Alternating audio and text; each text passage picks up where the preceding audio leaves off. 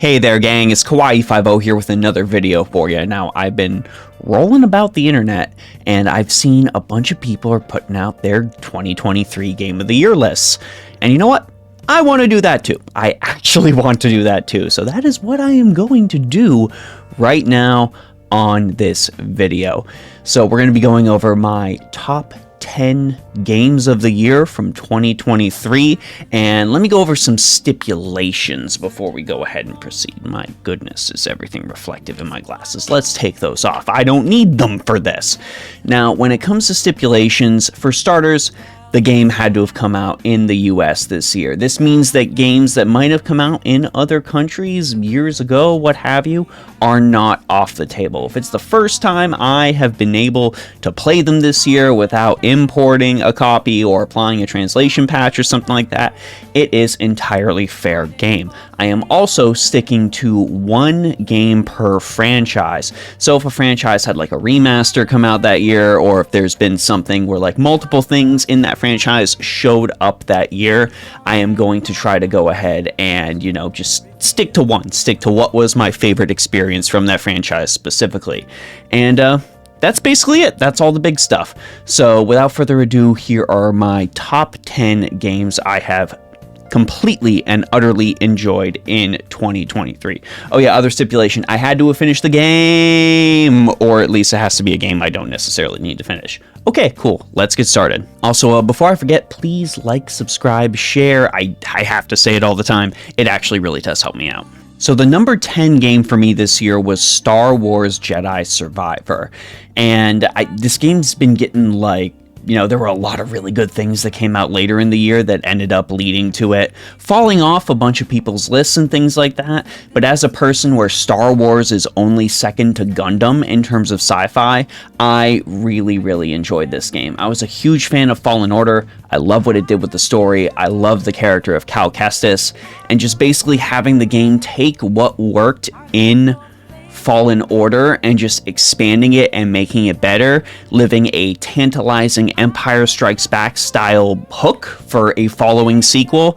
I felt like it really worked on a lot of levels. I know a lot of Star Wars content recently has been super hit or miss. A lot of stuff out there has seemed like, well, why do we even need to make this?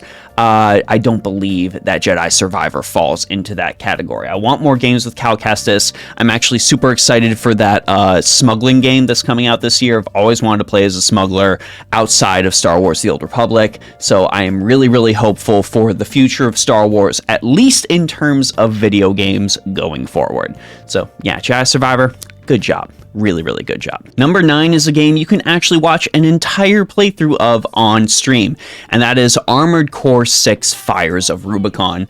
Basically, the closest I'm going to get to a pretty solid Gundam game that isn't a mobile title anymore these days. I really enjoyed the heck out of Armored Core 6 when I played it. I, of course, didn't get hard stuck on Balteus like so many other people ended up getting, and we actually ended up beating him before he got nerfed, so bing, bang, boom. Armored Core 6 was a game that I really enjoyed because of the level of customization. I liked that I could see people online that were just like doing builds that I never even would have considered, and I myself could just go pure raw gun tank gaming unga bunga with dual Gatling guns, dual cannons, the Songbirds, and just full on tank treads, and just gun tank my way to victory and end up beating the entire game that way. Just the fact that the game allows you all of that freedom to just play the game the way you want, and every single specific build is valid, and you can end up pushing through and completely beating the game. Such a huge emphasis on gameplay, on mobility, on managing your ammo, on knowing what encounters you should probably deal with and what encounters you want to skip, and actually feeling different experiences on stages as you were going through. I had stages where the tank treads ended up being a liability, but I was overall stubborn and either tried to push through or just ended up swapping to like the little 4 crab legs that we had going on. But overall, Armored Core 6, fantastic mecha game. One I really need to go back and beat and play the other endings. I really wanted to, but there's so many other games on that list. And FromSoft, it seems they always hit. Never going to hit as good as Bloodborne, I feel like, but it seems like they always hit. Number 8 this year was Street Fighter 6, a game I'm personally surprised didn't end up ranking higher since I've been a huge Street Fighter fan since Third Strike. But, I mean, just so many other good games came out this year, and even so many good fighting games came out this year, that I have to rank Street Fighter 6 where it is. It at least absolutely deserves a mention. I really do think modern controls were an excellent way for the franchise to go. I feel like we need to get more people playing fighting games, because if you have more people to play against, well, you have more people online, you have more matches you can play more of the game, because when a fighting games community dies, well, the fighting game itself dies with it, no matter how good it is. Guilty Gear Strive ended up succeeding by doing this little bit more simplification, this easy to use, hard to master sort of feeling for it, and Street Fighter 6 also ended up taking that further as well. And the roster of characters has been really, really good. I've liked all of the newcomers. Aki especially is the one I'm mainly playing right now. I really enjoy her poison mechanic. She feels to me like what Fang should have been from the outset. And just in general, so many good things to say about Street Fighter 6. That's even getting into the super cool arcade mode. The Battle Hub, I feel like, is an excellent thing that a lot of fighting games should have going forward. Being able to play classic games in the Battle Hub. 6 does, however, fail on some levels. I feel like the Battle Pass has never been worth it, and on top of that, all of the costumes are really just things I can live without. I've also never even touched World Tour, and I actively have no desire to touch World Tour either. I don't care. I just want to hop on the game, I want to fight some people, and have a good time. Street Fighter 6 did deliver on that. It is the second best fighting game this year to deliver on that. Number 7 is going to be Octopath Traveler 2. Now, a lot of people talked about this game getting completely overshadowed. I personally refuse to let it get overshadowed. Octopath 2 was an absolute delight. I loved its whole cast of characters. I personally started as Particio myself, and I felt like his story was really, really enjoyable.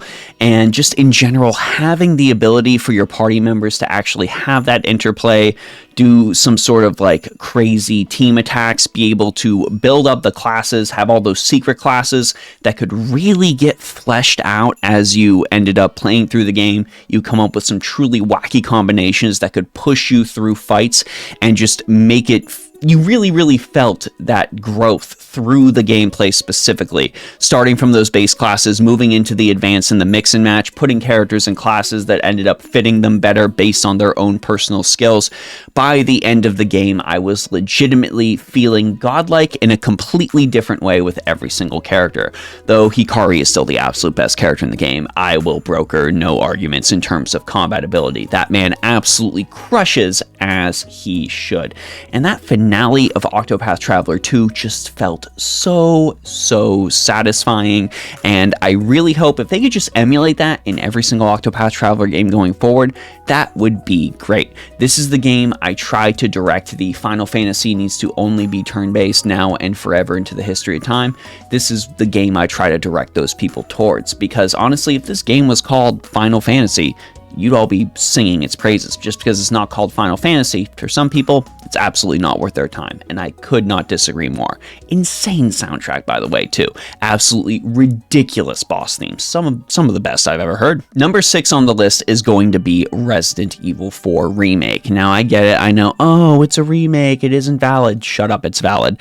It's a game that came out this year. It's a game I can play. It is one of the greatest games of all time, actually just retooled to be even better from a particular gameplay standpoint.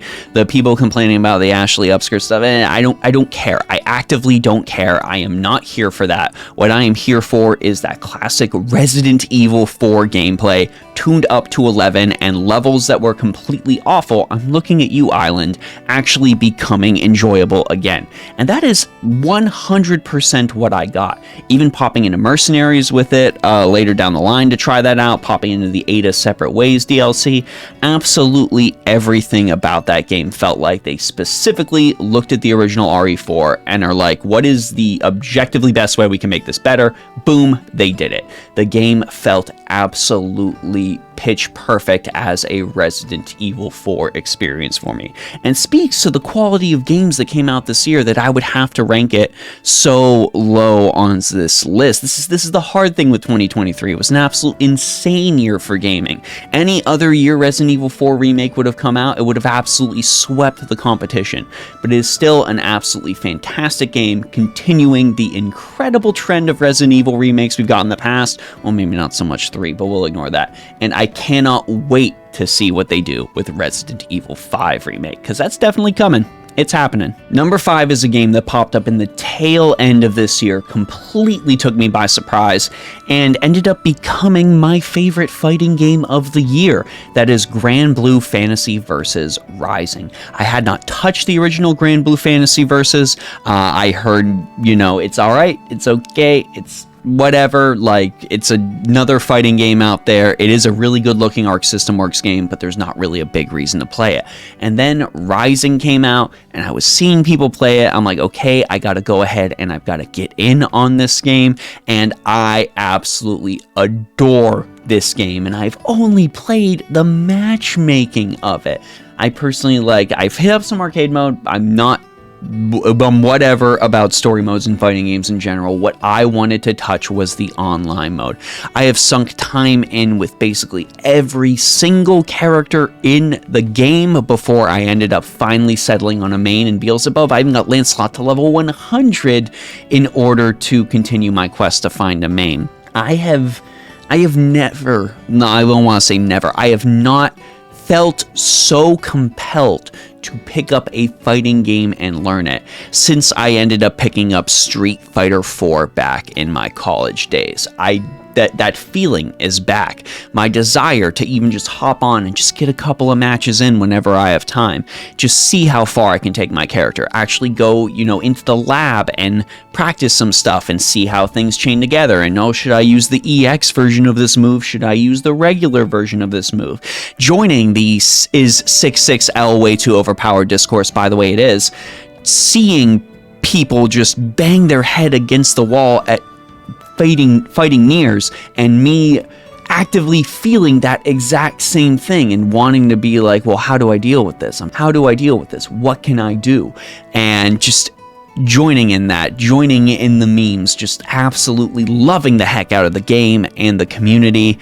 It's great. It's absolutely phenomenal, and I would highly recommend trying out the free version if you are on the ropes, something I feel like every fighting game should do to, again, try to foster more of that community. Grand Blue Fantasy Versus Rising, easily the best fighting game to come out this year, and that's in a year with a new Street Fighter and a new Mortal Kombat. I feel like only like a brand new Marvel vs. Capcom descending from the hands of the gods could have ended up popping this game off of my list. It is transcendent. Number 4, you might find controversial because it is 2 games that I'm lumping into one, because let's be honest, these 2 games are actually one game spread out across 2 cartridges because they're all, telling it their own arc contained within those 2 games, and that is Trails from Zero and Trails to Azure. Yes, I know Reverie came out this year, and that was great, but it didn't really give me the strong feelings that I felt when I was playing Trails of Cold Steel 4. I personally consider Trails of Cold Steel 4 a much better game than Reverie, but my gosh, did Zero and Azure just sink their hooks into me the second I had my hands on them, and absolutely never let me go. I completely adored the entirety of the Crossbell cast. Heck, I named characters in other games after Wazzy because I absolutely loved Wazzy. He's my favorite member of the SSS, despite the little bit of time we get to have with him, and just so many things in that story. Finally getting to see firsthand how everything tied into Sky, which I played way back when on a hacked PSP forever ago. Being able to see that end up coming to fruition, get some context for stuff I saw in Cold Steel, actually get to see the truly tight-knit cast of the SSS. When it comes to a cast that ends up feeling good as a family, SSS totally takes over Class 7, despite my love of some members of Class 7 personally as characters I enjoy more than members of the SSS. The battle system continues to be as good as a Trails battle system is. I mean, you can tell that some of the ideas they brought into Cold Steel, you know, they were kind of working their way towards that with how they ended up doing some things in Azure and Zero, and you can really see how that battle system continues to develop and will continue and develop into Trails through Daybreak this year. The Crossbell games in general are just fantastic. I would highly recommend getting into the Trails series if at all possible. Yes, I know some things about it can, you know, feel a little overwhelming considering you need like 640 hours worth of game to fully appreciate Trails into Reverie, but start from Sky. It goes on sale on Steam all the time. I bought it for a bunch of people for Christmas because I want them to experience the same feelings I'm feeling playing through the Trails series. You absolutely will not regret it. I actually need to buy Sky FC and Sky Third so I can truly show my support to Nihon Falcom and continue to get more games in this franchise show up here. Maybe I should do that sooner rather than later, even if I don't necessarily have any intention of playing through them again, since I played through them so long ago. But my gosh, Zero and Azure, even as just a self-contained story, self-contained series of 2 games that continue to build their systems off of each other, awesome. Get over that barrier. Number 3 is actually what I would personally consider the best gacha game for absolutely anybody to get into right now, and that would be Honkai Star Rail. I ended up getting my Star Rail time unceremoniously shown to me recently, and then I realized that I have spent 212 hours on this game since it has come out. So it absolutely has to make my Game of the Year list by sheer virtue of time invested in that game alone. God, that's almost as much as I've invested in Crusader Kings 3. Holy crap. So there's so much about Star Rail to love. That very first huge boss fight on Eurillo 6, when you face off against Cocolia, that beat hits, you feel your ultimate attack hit. At that point, you fall into the trap. You're just like, oh, that's the kind of game this is. Okay, I'm in. I'm 100% in for the long haul. And with Star Rail, there's just so much to love about the potential for the long haul they've been doing. They've clearly been listening to the player base. People have gotten quality of life improvements far faster than Genshin Impact ever could have. And on top of that, our events are staying for basically the duration of forever, so you'll still get to experience the events and not worry about fear of missing out if you've hopped into the game later on. All of the events they've done have had little mechanics that have felt just very interesting. Star Rail has had its own take on Pokemon. We've had a ghost hunting mission with specific, you know, battles with their own little gimmicks and own little characters you can try. The ability to actually build a decent team out of free characters that you end up getting is always something welcome from any sort of gacha game. And even right now, cresting into this year, starting it off strong because so many people like the game, everyone's getting a free limited 5-star from Star Rail's most recent banner. So even as long as new players have ended up going through the story, catching up, getting to that point, you're going to be getting a 5-star as a reward for sitting through the story and making your way down there. And now there's potential for a collab with Trails because they went to go see Neon Falcom's headquarters. Holy crap, I can't wait. Give me my boy Rean Schwarzer in Honkai Star Rail. I promise I will spend disgusting amounts of money to get that man on my team and make him just as broken as he deserves to be. Overall, Honkai Star Rail, if this was just a best gacha games of 2023 list, or best mobile games, best whatever, Star Rail would easily win out. Star Rail crushed it, and if you have not tried it yet, I cannot sing its praises enough. And now we get to the top 2, and I agonized over this decision personally. I legitimately was just like sitting and thinking, what can be 2? What can be 1? What can be 2? What can be 1? And then I realized at the end of the day, a lot of the Game of the Year like any game of the year list, period, is subjective, and you have to look inside yourself and look at all of the game experiences you played throughout the entire year and be like, what ended up resonating with you the most? If you could look at the entire year and only play one game, like only have touched one game that entire year out of your whole list, what would that number one game have been? So I looked at that, and that has cemented my number one. So let's talk about my number two, Baldur's Gate 3. I adored Baldur's Gate 3. My wife definitely adores it more than me because she has sunk so much more time into that. I've done so many playthroughs. I still need to go through and play a tactician playthrough, but other stuff came up.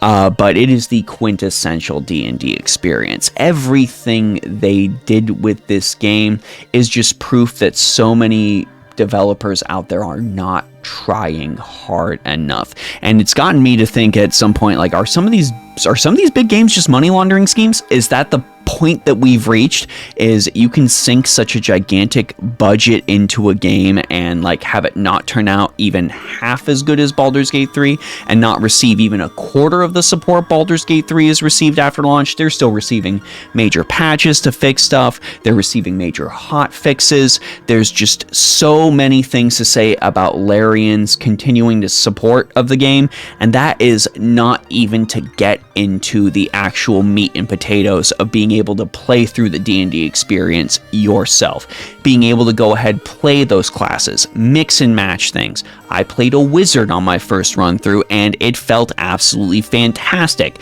being able to truly play one of my favorite conjuration wizards I've ever played and be like, cool, enemies, you go ahead and you take your 4 turns. Cool, I'm gonna go ahead and take my 8 turns now because I have summoned this elemental and this angel, and I guess there's a warthog or something like that over there, and just truly fill in that quintessential D&D experience for me. And the D&D experience I just personally described, that may not even be close to how your D&D experience would be, what character you might have played, how you might have gotten through the game. You might have gotten up to wackier stuff than I ever could have dreamed. You might have played the game a lot more straight-laced than I have. You could have had a harder time with the game. You could have had an easier time with the game. There's just so much out there, so many ways to approach encounters, so many different party members that you can enjoy. You can even mix and match your party members' classes. You can mix and match your own classes. There's way too much for me to potentially just straight up talk about here. But Baldur's Gate 3 in general, truly a phenomenal game, a masterclass in game design, and it's only because of my own personal feelings and attachments that this has not hit number one on my list. But Baldur's Gate 3, if you've been seeing the hype around it, it's real. The hype is absolutely real, and I can't even wait to see what they've got cooking with things like DLC. My gosh, if the game gets DLC, an expansion, absurd. There's potential for absurdity, especially if they let us get to level 20, because that's when D&D gets truly off the rails. And now we get to number one. Number one is a game I was waiting for forever. Number one is a game where when I finally realized I could get my hands on it and buy it, I took a week off of work. I'm like, listen, I'm going to need this week to focus on me and my time with this game. This is going to be my therapy. The more I saw come out about this game, I just got hyper and hyper and hyper. And then when it finally came out, everything together that culminated, I'm not ashamed to admit it, I cried multiple times at this game, not only ranging from things that happened in the story, but me just playing through the game, the actual gameplay, hitting points where I ended up hitting a crazy combo and just like openly weeping at like, how did this happen? How could they do this? How could I be feeling this way about this? And it's something I cannot wait to go back to, play through again when the final bit of DLC comes out for it and be able to experience the whole story again. It is Final Fantasy 16. Those who have said that Final Fantasy 16 is not a Final Fantasy title are categorically incorrect. You can absolutely ignore all of those people on the internet and anything they say related to it forever. Final Fantasy 16 to me is one of the best games in the series, bar none. Everything I love about Final Fantasy is there. Are they doing something wacky and novel with the battle system? Boom, they are, just like they did with 12, just like they did with 9, kicking it back to ATB, just like they did with 7 with Materia, just like they did with 8 with the junction system, just like they did in 6 with the, oh my god, there's so many characters, what can I do? 16 absolutely nailed the combat design. Square Enix absolutely crushed it with the way I played through these encounters. I actively enjoyed every single fight that I ended up playing through. That's not even to speak of the set pieces that they had in the boss design, where I would fight a boss and I'd be like, okay, this has to be the coolest boss in the game. There's no way I can get better than this. And then I would fight the next boss and I'd be like, okay, never mind, they topped that. This has to be the best boss fight in the game. There's no way they can go ahead and top this. And it kept getting progressively more and more and more and more like that until I ended up hitting those end credits. And hitting those end credits, just this wash of emotion that went over me. Just feeling like I can't believe they pulled it off in every single aspect. In visual design, in voice acting, in gameplay, in the soundtrack, in the story. Now, I will say, like with every single game I have completely mentioned on this list, it was not pitch perfect. It was not pitch perfect. There were some instances where there were side quests where I was like, okay, maybe we could have cut down on the amount of side quests. Some of these feel unnecessary, but that was also equally bolstered up by side quests that just absolutely blew me away. I'm sure the obvious one I can mention is looking for that girl's pet. If you played through the game and you absolutely know how absurd that is. But I felt absolutely compelled to comb over every inch of that game.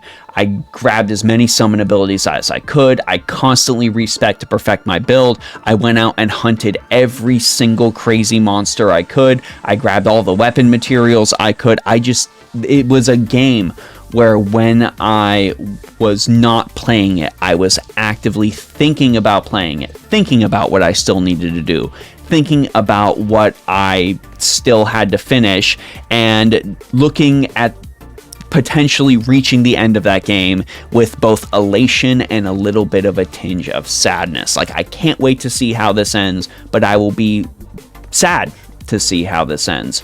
So overall, I've got to say, Final Fantasy 16, you did it. You got me. I love it. I adore it. I'm so glad I purchased a PS5 for it, and so I could immediately play and immediately become awash in those emotions before the internet ruined it for me. And yeah, Final Fantasy 16, game of the year. Easily my personal game of the year. But of course, I want to know what you all think. What do you all think was the game of the year? What was your absolute favorite game? It doesn't have to be anything I mentioned on this list. You can tell me what your favorite thing I mentioned on this list was. Or you can just go ahead and let me know what game you personally played that really hooked you this year. It doesn't even have to be something that came out this year. I free you from that restriction. You can go ahead and just put up whatever you want as your game. But go ahead, let me know. Anyways, gang, that's it for me, Kawaii50. I hope you all have a phenomenal day, and I hope that 2024 is even better to you when it comes to games and life in general than 2023 was. Have a great day, and I'll see y'all in the next one. Bye-bye.